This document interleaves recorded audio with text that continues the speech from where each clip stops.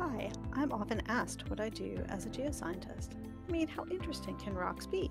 Well, let me show you how every group of rocks, like a geologic core, can tell a story.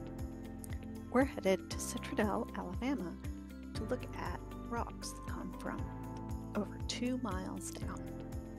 The drill rig is designed to cut through rock, but you need to use a special drill bit in order to core or collect the actual rock. The core comes off the rig in metal sleeves, which we then have to mark before we cut the core into pieces that we can then transport more easily.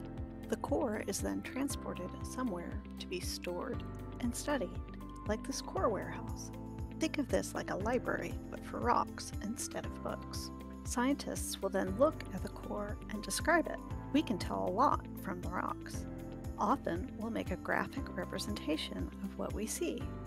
From this, we can tell a lot about what it was like when the rocks were deposited. Deeper rocks are generally older. So in this graphic core log, the deepest rocks are a mudstone with lots of animal burrows. This means that most likely, this rock was formed when the surface was exposed, like a soil. As we get shallower or younger in the core, the rocks look very different, and they're telling a very different story.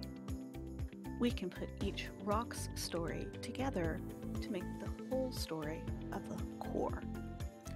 First, time longest ago, we see that it was a quiet time or Lowstand when soils were forming.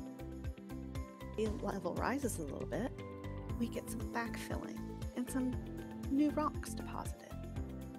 Still later, we get tidal flats and oysters and lots of really cool fossils. At the Highstand, there's a beach, and so we get even different types of rocks.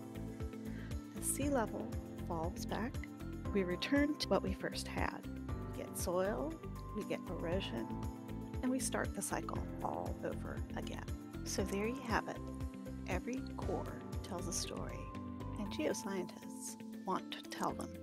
Thanks.